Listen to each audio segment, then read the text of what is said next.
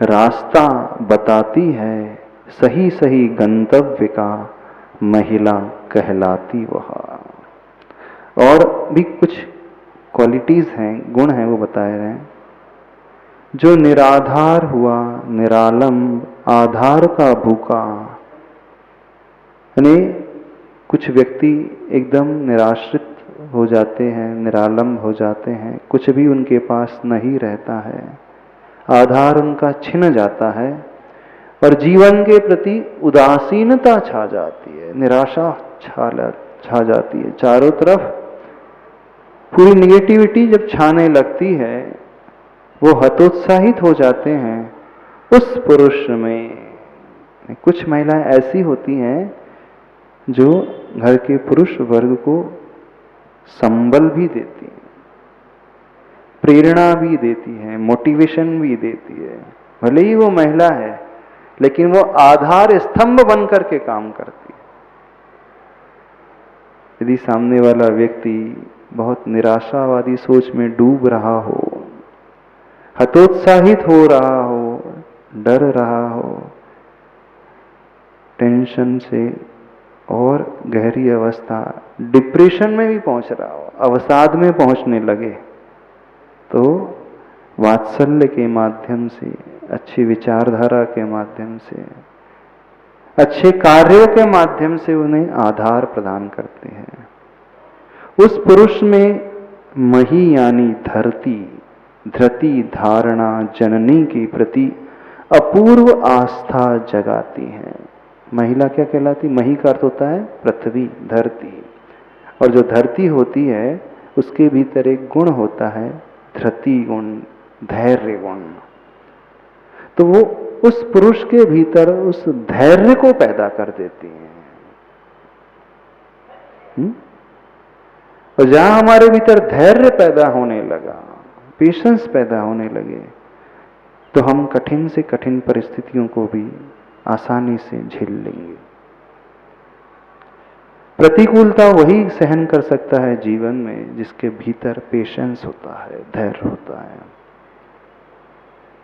और यदि हमारे पास पेशेंस नहीं है, धैर्य नहीं है, तो हम छोटी छोटी प्रतिकूलताओं में भी गिर पड़ेंगे, हार जाएंगे, डर जाएंगे। तो जिसके भीतर पैदा हो गया धैर्य, वो धरती की धारणा, वो बड़े से बड़े तूफान भी क्यों ना आए उसे झेल लेगा। धैर्य गुण वो गुण होता है जैसे कुछ वृक्ष होते हैं जिनकी जड़ें बहुत मजबूत होती हैं, बहुत गहराई तक पहुंच जाती हैं पृथ्वी में। वो तूफान में भले ही 120 किलोमीटर की स्पीड से भी तूफान क्यों ना आ रहा हो, हवा क्यों ना चल रही हो, उतनी विंड को भी, स्पीड से आने वाली हवा को भी, तूफान को भी वो झेल लेते हैं, खड़े हो रहे थे। कौन से वृक्ष झेलते हैं? जिनकी जड़ें बहुत गहरी धरती में होती हैं। तो जो धैर्यशाली व्यक्ति होता है उसकी जड़ें बहुत गहरी होती है, और ऐसा धैर्यशाली व्यक्ति ही जीवन में आने वाले कठिनाई को, दौर को झेल सकता है, सामना कर सकता है। तो जब जब हमारे जीवन में कुछ घटित हो रहा हो, इस प्रकार प्रतिकूलताएं आ रही हों, तो हम अपने धैर्य को बढ़ाना सीखें, पेशेंस को बढ़ाना सीखें। क्योंकि यदि हम ये सोच रहे हैं कि कठिनाइयां ना आए, इम्पॉसिबल है, असंभव है। जीवन में कई दौर आते हैं जब व्यक्ति एकदम टूट जाता है, कुछ उसे सूझता ही नहीं, एकदम से अंदर ही अंदर कैसी सोच से भर जाता है पता नहीं, बिल्कुल स्वयं को संभाल नहीं पाता है। और वही नहीं संभाल पाता जिसके पास धैर्य की कमी होती है। तो महिला वो होती है जो मही यानी धृति धारणा जननी के प्रति अपूर्व आस्था जगाती है। उस पुरुष के लिए वो आस्था पैदा कर देती है, उस जननी की भांति, पृथ्वी की भांति, जो अपने भीतर धैर्य गुण को बहुत अच्छे से समाहित करके रखती है और पुरुष को रास्ता बताती है। मार्ग भी बताती है। सही सही गंतव्य का, यानी सही सही गंतव्य का अर्थ होता है डेस्टिनेशन। सही सही जहां उसे मंजिल तक पहुंचना है, उस मंजिल का वह रास्ता भी बताती है। महिला कहलाती वह, कहने के लिए वो महिला है, लेकिन इतना सॉलिड काम कर रही है वो। तो आप संभाल लोगे अपने घर के पुरुषों को यदि परिस्थिति ऐसी आ जाएगी? है इतनी धृति, है इतना धैर्य, है इतना अंदर से वह संबल का बल? नहीं महाराज जी, हम तो वैसे वैसे डरे रहते। नहीं, देखो आचार्य भगवान आप लोगों के लिए क्या सोच रहे हैं। स्वयं को ही नहीं संभाल रही है वो, किसको संभाल रही है? घर के पुरुष वर्ग को भी संभाल रही है। जनरली पुरुष संभालता है महिला को, वो आधार स्तंभ बनता है, वह सहारा देता है। लेकिन जो सही महिला होती है ना, वह ड्यूअल ड्यूटी निभाती है, दोनों तरफ की कर्तव्य का पालन करने वाली होती है। यानी मातृत्व का कर्तव्य भी, वात्सल्य का भाव भी, और धैर्य से भरी हुई, उत्साह से भरी हुई, संबल से भरी हुई रास्ता बताने वाली होती, वो महिला है। यानी कितने सारे गुण हो गए महिला के। मंगलमय महोत्सव, माहौल बनाने वाली, धैर्य वाली, पुरुष को संबल देने वाली, हतोत्साहित जो हो रहा है उसके लिए आधार देने वाली, सही रास्ता दिखाने वाली, ऐसी होती है। इतना ही नहीं, और सुनो, महिला के और भी गुण हैं। क्या?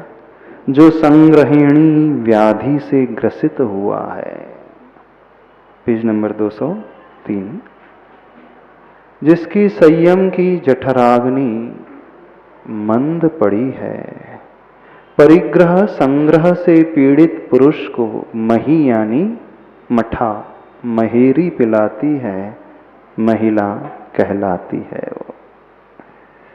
एक रोग होता है संग्रहणी रोग, जानते हो? संग्रहणी रोग यानी जो भी भोजन किया जाता है वो पचता नहीं है, संग्रहित होते जाता है पेट में। जैसे बोलते हैं एमेबोएसिस जैसे हो जाता है ना, आँव हो जाती है। यानी जितना भी आहार लिया जाता है, भोजन लिया जाता है, उसका रस नहीं बनता।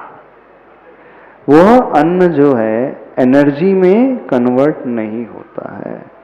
ग्रहण तो किया जा रहा है, लिया तो जा रहा है, लेकिन वो ऐसे ही वेस्टेज होकर के निकलते चले जाता है और आँव का रूप ले लेता है, अथवा पेचिश का रूप ले लेता है, अथवा से एमेबोएसिस जैसे कहा जाता है एलोपैथिक में।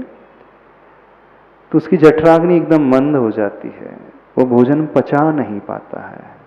कई लोगों को ये प्रॉब्लम होता है, डाइजेस्टिव सिस्टम जिनका वीक हो जाता है ना, पाचन शक्ति जिसकी कमजोर हो जाती है, वह संग्रहणी रोग के कारण बहुत कुछ उसका हिस्सा संग्रहणी रोग में ही जाता है। तो जिससे यह संग्रहणी व्याधि हो जाती है, यानी जो संग्रहणी व्याधि से ग्रसित हुआ है, जिसकी संयम की जठराग्नि मंद पड़ी है। अब दूसरा पक्ष ले रहे हैं। एक तो रोग हो गया है, शारीरिक रोग व्याधि हो गई है, और दूसरा मानसिक रोग। कौन सा? संयम की जठराग्नि जिसकी मंद पड़ी है, परिग्रह संग्रह से पीड़ित पुरुष को। एक तो शरीर में संग्रहित करने की प्रवृत्ति हो गई है, और एक परिग्रह को संग्रह करने की मानसिकता, यानी जोड़ने की लालसा, तृष्णा बहुत ज्यादा जिसकी हो जाती है। तो ऐसे व्यक्ति को, ऐसे पुरुष को मही यानी मठा, महेरी पिलाती है, महिला कहलाती है वो। संग्रहणी के रोग में, एमेबोइसिस के रोग में मठा आयुर्वेद के हिसाब से दिया जाता है, छाछ जिसे बोलते हैं सबसे ज्यादा। अब जिसके मन में संग्रहणी रोग लग जाए, मन का संग्रहणी का रोग कौन सा कहलाता है? बहुत ज्यादा मूर्छा का भाव जिसे हो जाता है, बहुत ज्यादा आसक्ति जिसे होती है, बहुत ज्यादा राग का भाव परिग्रह को जोड़ने के लिए, धन संपत्ति को जोड़ने के लिए, जिसकी ऐसी प्रवृत्ति होने लगती है, ऐसी सोच होने लगती है, उसके लिए भी वो महिला जो है कौन सा कार्य करती है? को तोड़ने का कार्य करती है, उसकी आसक्ति को घटाने का काम करती है। तो ऐसे व्यक्ति की संयम की जठराग्नि मंद रहती है,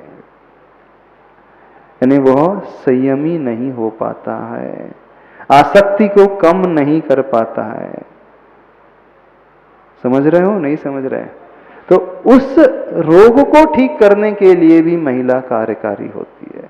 शरीर के रोग को ठीक करने के लिए तो होती ही है, मन के रोग को भी ठीक करने के लिए वो ऐसी दवा पिलाती है, यानी सामने वाले की मानसिकता को आसक्ति से हटाकर अनासक्ति की ओर ले जाने वाली हो। अब महिलाओं की आसक्ति ज्यादा हो तो बात अलग है, मूर्छा की भावना ज्यादा हो तो कुछ नहीं कह सकते, लेकिन जो सही महिला होती है उसकी आसक्ति ज्यादा नहीं होती है। आचार्य भगवान तो यही समझ रहे हैं शायद। आचार्य भगवान की दृष्टि बिल्कुल ऐसी ही है। अब जिस स्वयं की अनासक्ति की भावना होगी, वही महिला तो दूसरों के लिए प्रेरित कर सकती है कि मूर्छा छोड़ो, राग छोड़ो, कहाँ पड़े हो, किसमें इतना ज्यादा आसक्ति का भाव रखे हो। है ऐसी महिला कोई है? जितना अच्छे से आचार्य भगवान परिभाषित कर, डिस्क्राइब करके बता रहे हैं महिला की परिभाषा, है ऐसी कोई महिला जिसकी मूर्छा एकदम कम हो, परिग्रह के प्रति, जोड़ने के प्रति, प्रॉपर्टी के प्रति अटैचमेंट कम हो, व्यक्ति के प्रति? नहीं, कोई नहीं। तो आचार्य भगवान शायद चौथे काल की महिलाओं के बारे में लिख रहे हैं क्या ये? हाँ, कि पंचम काल की महिलाओं के बारे में लिख रहे हैं? अच्छा, इसी काल में, इसी समय। आचार्य भगवान तो पंचम काल में, यानी ऐसी भी महिलाएं होती हैं। यदि ऐसी सोच है, ऐसी वृत्ति है, तो मानना आप महिला हो, नहीं हो तो क्या हो? हिलाने वाली हो। सबको, घर भर को हिला दोगे, परिवार को हिला दोगे और घर तोड़ करके रख दोगे, सास ससुर को छोड़ दोगे, पति के साथ अलग रहने लगोगे। न्यूक्लियर फैमिली पर विश्वास करने वाले इन, है ना? कहाँ सास ससुर के साथ रहना, पुराने जमाने की बात। अपन तो नए जमाने के हैं, तो आजकल तो ऐसे ही कंडीशन आने लगी है। हाँ, पक्की होने के पहले ही हाँ अलग रहना है तो ठीक है, नहीं तो नहीं हम, ऐसी है ना? हाँ, दादाजी को बहुत अनुभव है शायद। हाँ, बहुत ज्यादा अनुभव है तो सभी प्रकार का बहुत। हाँ, तो आजकल की महिला तो हिलाने वाली हैं, घर भर को हिलाने वाली है। हाँ, पूरे कुटुंब को बर्बाद कर। बहुत पीड़ित है वो शायद, ऐसा लग रहा है हमें, अंदर से बहुत ज्यादा व्यथित जैसे लग रहे हैं। जब जब बात आ रही है महिला की तो उनके मुख से नरक ही निकल रहा है, हिलाने वाला निकल रहा है, डुलाने वाला। सोचो क्या हो आप, और आचार्य भगवान क्या आपको मान रहे हैं? मान नहीं रहे, क्या होना चाहिए ये कह रहे हैं। सही महिला कैसी होती है? तो शारीरिक रोग को भी, संग्रहणी वाले रोग को भी दूर करने वाले और मानसिक संग्रह की जो वृत्ति है उसको भी हटाने वाली होती है। तो ये महिला की परिभाषा हुई। अब आगे चलते हैं और आपकी विशेषता नोट कर लेना, जीवन में काम आएंगे। सारी महिलाओं से कह रहे हैं, जो आचार्य भगवान की परिभाषा नारी की बता रहे हैं, महिला की बता रहे हैं, नोट कर लेना। यदि अपने हृदय में, मन में, बुद्धि में बैठा लोगे तो जीवन नहीं, परिवार सब कुछ सुधर जाएगा। हाँ, मठा, महेरी, मठा है ना छाछ। पति जिसको संग्रहणी रोग हो जाता है ना, आंव की शिकायत हो जाती है, इंडाइजेशन की शिकायत हो जाती है, अपच की शिकायत हो जाती है, तो उनके लिए वो ऐसी मठा छाछ महेरी बना करके पिलाती हैं। और जिनके मन में संग्रहणी बैठ जाती है, आसक्ति वाली, मूर्छा वाली, संग्रह वृत्ति वाली, जोड़ने वाली, तो उसके लिए भी वह दवा पिलाती हैं कि आसक्ति को छोड़ो। अब जो दवा इस प्रकार की देगी तो स्वयं भी तो आसक्ति कम करेगी, कि स्वयं जोड़ने वाली तो नहीं होगी, कि अपने नाम लिखवाने वाली हो जाएगी सब। शादी के पहले ही हमारे नाम क्या क्या आएगा, मकान हमारे नाम हो रहा है कि नहीं? हाँ नहीं, देख लेना। अब और विशेषता सुन लो, और बता रहे हैं अच्छे भगवान। एक और नाम आता है, कौन सा? अबला। अबला क्या कहलाती है? कौन होती है अबला? बेचारी। अच्छा, हाँ हाँ, पुरुषों में बहुत गलत अर्थ निकला। किसका? अबला का। हाँ, अब आचार्य भगवान के अनुसार देखो कैसा है अर्थ अबला का। जो अब यानी अवगम, ज्ञान ज्योति लाती है। अबला कहो, अबला कहो, बातें की। ब और व साहित्य में एक दूसरे से इंटरचेंज होकर के यूज किए जा सकते हैं। अबला यानी ब बकरी का, और अवला व वजन का भी हो सकता है। तो जो अव यानी अवगम, अवगम का अर्थ होता है ज्ञान, नॉलेज। अवगम यानी ज्ञान ज्योति लाती है, तिमिर तामसता मिटाकर जीवन को जागृत करती है, अबला कहलाती है वो। क्या कहा गया? अबला कौन होती है? बेचारी नहीं, हाँ, ज्ञान को प्रकट करने वाली, ज्ञान ज्योति प्रज्वलित करने वाली। जैसे ज्ञान ज्योति प्रज्वलित हो जाती है तो अंधकार दूर हो जाता है, प्रकाश चारों तरफ फैल जाता है। तो जिसके जीवन में अबला आ जाएगी, उसके जीवन में प्रकाश आ जाएगा अपने आप। अंधकार जो है अज्ञान का दूर हो जाएगा, मोह का अंधकार जो है वह छूटने लगेगा, नष्ट होने लगेगा। तो आप अबला का काम करते हो कि खुद ही अज्ञानी बन करके बैठे हो? बताओ हमें। तिमिर तामसता मिटाकर जीवन को जागृत करती है, अबला कहलाती है वो। तिमिर का अर्थ होता है अंधकार, तामसता का अर्थ होता है, जानते हो तामसता? एक होता है सत्व गुण, एक होता है रजोगुण, और एक होता है तामसता, यानी बहुत ज्यादा उत्तेजित रहने वाला व्यक्ति जो है, क्रूर परिणामी। सत्वगुण ने शांत, रजोगुण ने राजाशाही जैसे ऐशो आराम, और तामसता जिसके भीतर आ जाती है, जो बहुत ज्यादा मिर्ची मसाले खाता है ना, इस प्रकार का जो खाद्य पदार्थ का सेवन करता है, प्याज लहसुन आदि, तो उससे परिणाम जो उग्र होने लगते हैं स्वतः ही। जिस भोजन को करके व्यक्ति के भीतर क्षमा भाव न रह करके क्रोध कषाय स्वतः ही जागने लगे, क्रूरता स्वतः ही पैदा होने लगे, हिंसक परिणाम स्वतः ही पैदा होने लगे, लड़ने झगड़ने के भाव पैदा होने लगे, मारने मिटाने के भाव पैदा होने लगे, ये सब तामसता की श्रेणी में जाते हैं। तो जो अबला होती है वो क्या करती है? तिमिर यानी अंधकार और तामसता यानी उग्रता को मिटाकर जीवन को जागृत करती है, जागृति उसके जीवन में लाती है, अबला कहलाती है वह। ऐसा तो नहीं सिर्फ मुख माटी तक रह जाएंगी सारी परिभाषा, जीवन में घटित नहीं होंगी, लगता तो ऐसी है। आचार्य भगवान की लेखनी से लिखी गई है, बस मुख माटी महाकाव्य की शोभा बढ़ा रही है, प्रैक्टिकल जीवन की शोभा तो कोसों दूर है। और दूसरी परिभाषा और अबला की, हाँ प्रायोगिक है, लगता तो नहीं अभी आज के वातावरण को देखकर। अथवा माइक से बोलना, आवाज सब तक आ जाएगी। क्या बोल रहे हैं? हाँ दीदी बोलिए। हाँ बंद है, हाँ चलो।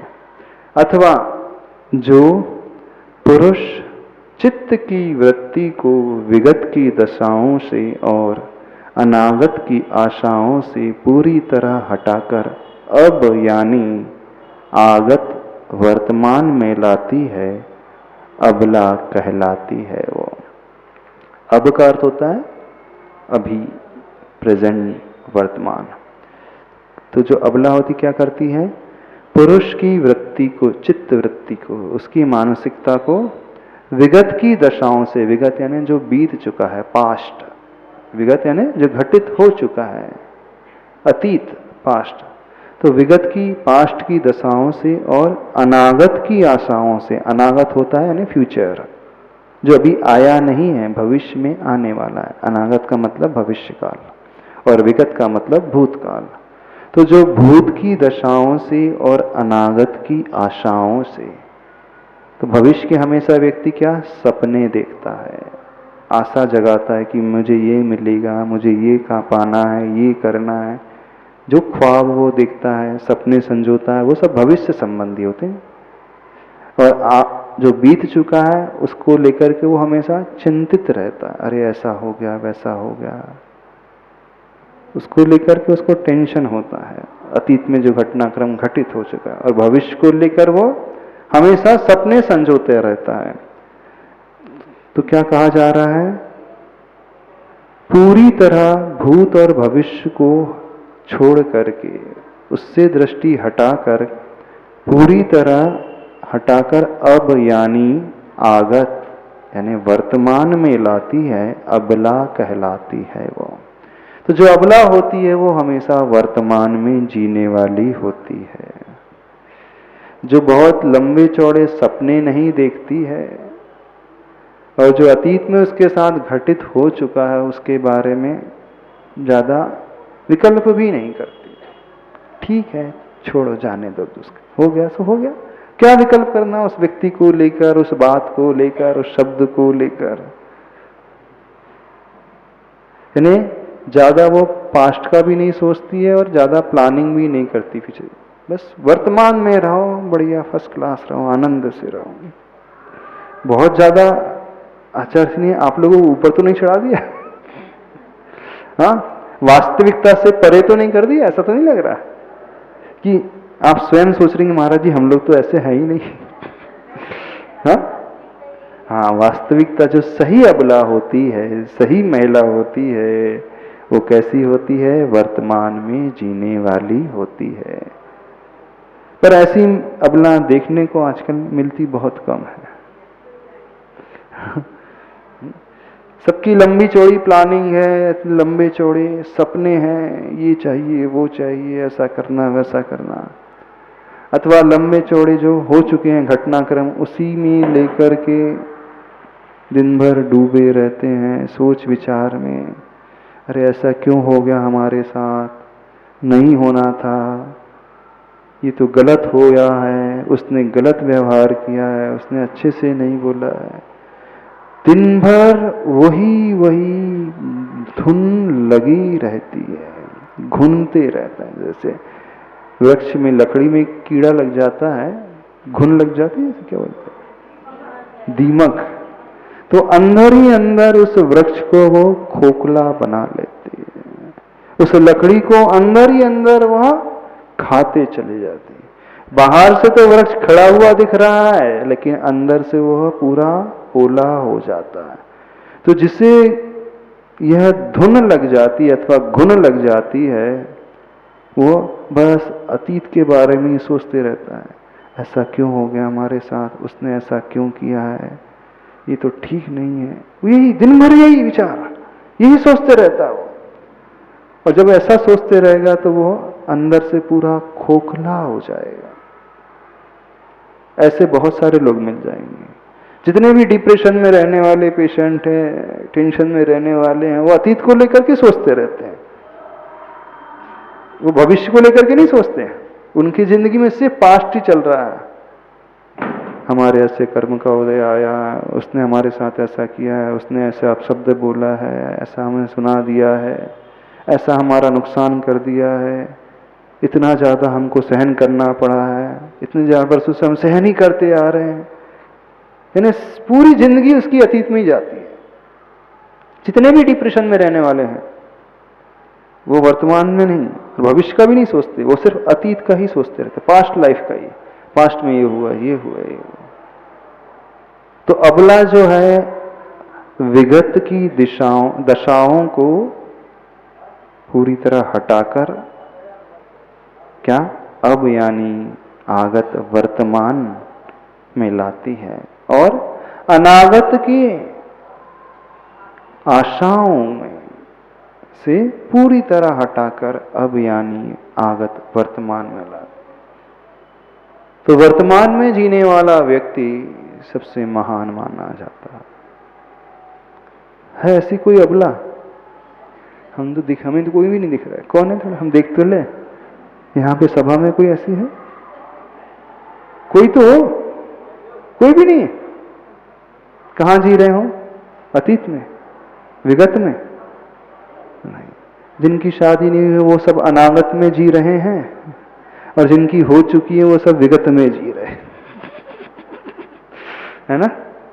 जिनकी नहीं हुई है वो अनागत में जी रहे हैं, यानी फ्यूचर प्लानिंग को लेकर के, और जिनके हो चुकी हैं सब वो पास्ट में जी रहे हैं। अरे ऐसा हो गया, वैसा हो गया, इतना सहन करना पड़ रहा है, इतना झेलना पड़ रहा है, कब तक झेलने हैं, कितना झेले, दिमाग खराब हो गए। हाँ, ऐसे ही है ना? अब वर्तमान में जीने वाले कोई चेहरे से नजर नहीं आ रहे, क्योंकि हम आचार्य भगवान को कह देंगे, आचार्य भगवान ये सब बदल दो थोड़ा सा। हाँ, हो गया। हाँ, बला यानी समस्या संकट है, न बला सो अबला। एक और दूसरा अर्थ, नया अर्थ दे रहे हैं। समस्या शून्य समाधान, अबला के अभाव में सबल पुरुष भी निर्बल बनता है। समस्त संसार ही फिर समस्या समूह सिद्ध होता है, इसलिए स्त्रियों का यह अबला नाम सार्थक है। यानी जहां अबला आ जाती है वहां सारी बलाएं चली जाती हैं, बलाएं सब नष्ट हो जाती है। बला का अर्थ होता है समस्या, प्रॉब्लम जो है सब समाप्त हो जाते हैं। तो बला यानी समस्या संकट है, और न बला सो अबला, समस्या शून्य समाधान। सिर्फ समाधान की बात है जहां अबला आ जाती है। अबला के अभाव में सबल पुरुष भी निर्बल बनता है। अबला के अभाव में सबल पुरुष भी निर्बल सा रहता है। एवरी सक्सेसफुल पर्सन के पीछे कहावत है, एक वुमेन होती है ना? हर सक्सेसफुल व्यक्ति के जीवन में, उसके जीवन के पीछे एक स्त्री का हाथ होता है, ऐसा कहा जाता है। और ऐसे ही नहीं कहा गया, एक अबला का हाथ होता है। हर आगे बढ़ने वाले व्यक्ति के जीवन में वह अबला अवश्य होती है, यानी जो बला को समाप्त कर देती है। प्राय ऐसा कहा जाता है, एक्सेप्शन भी होते हैं, बिना अबला के भी आगे बढ़ने वाले होते हैं, ऐसा नहीं, पर ऐसी लोकोक्ति है, लोक में कहावत है। तो अबला के अभाव में सबल पुरुष भी निर्बल बनता है। समस्त संसार ही फिर समस्या समूह सिद्ध होता है, इसलिए स्त्रियों का यह अबला नाम सार्थक है। आपको अपने ऊपर बहुत गर्व हो रहा होगा, स्त्रियों को हो रहा है कि नहीं? गुरुवर के गुरुवर की भावना को समझना, गुरुवर की सोच को समझना। कहाँ गुरुवर आपके लिए कितनी ऊंची सोच रखे हुए हैं, और कहाँ आप। समय हो गया है, आज इतना ही रखते हैं। और भी बहुत सारी व्याख्याएं की हैं, कुमारी की, स्त्री की, दुहिता की, और भी आगे कल देख लेंगे। आज इतना ही रखते हैं। किसका ध्यान कराएं? वर्तमान का ध्यान कराएं। चलो। ओम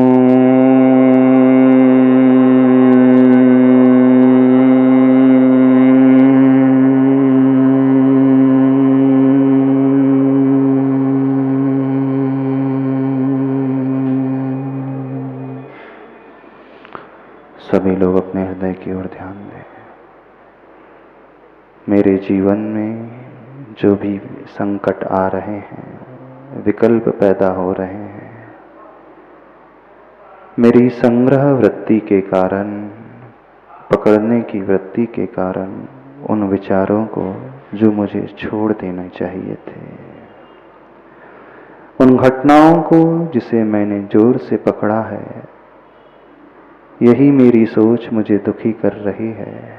आज तक मैं अतीत में जीता आया हूँ, मैं वर्तमान में ही जीऊं, ऐसी भावना अपने भीतर पैदा कर रहा हूँ। अतीत के सारे विचारों को मैं बहने देता हूँ, सिर्फ प्रेजेंट, वर्तमान ही मेरा है। उसी में मुझे सुख मिलता है, उसी में मुझे आनंद मिलता है। अतीत और अनागत मुझे सिर्फ दुख देता है।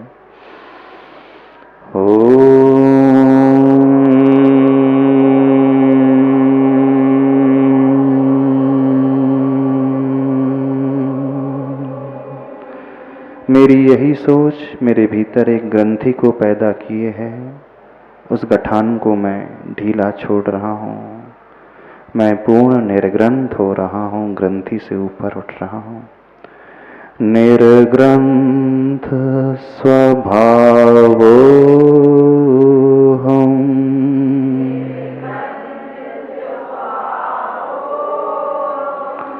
विकल्प रहितो हम,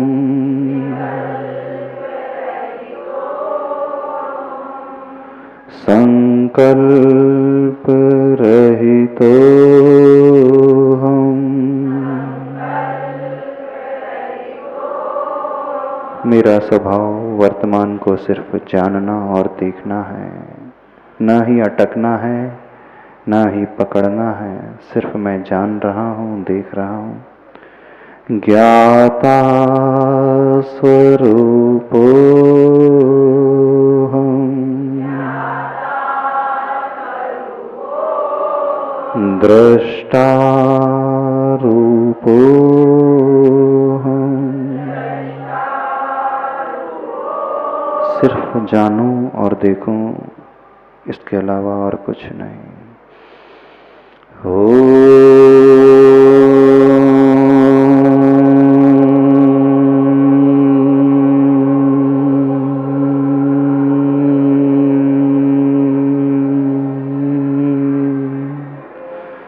हृदय से सारी ग्रंथियां छूट रही हैं, घुल रही हैं, बह रही हैं। मेरे सारे विकल्प शांत हो रहे हैं। मैं पूर्ण निर्विकल्प हो रहा हूँ, वर्तमान में ही जीता हूँ। निर्विकल्प रूपो हम,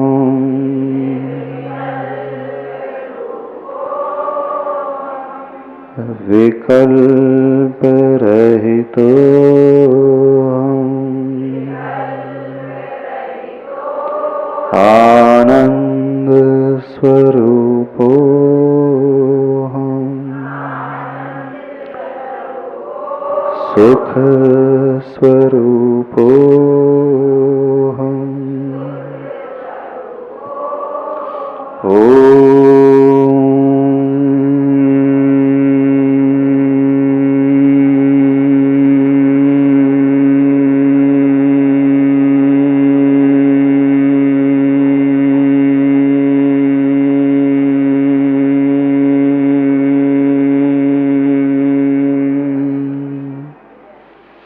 परम शांति, परम शांति, परम शांति। बोली महावीर भगवान की जावाणी के ज्ञान से सूझे।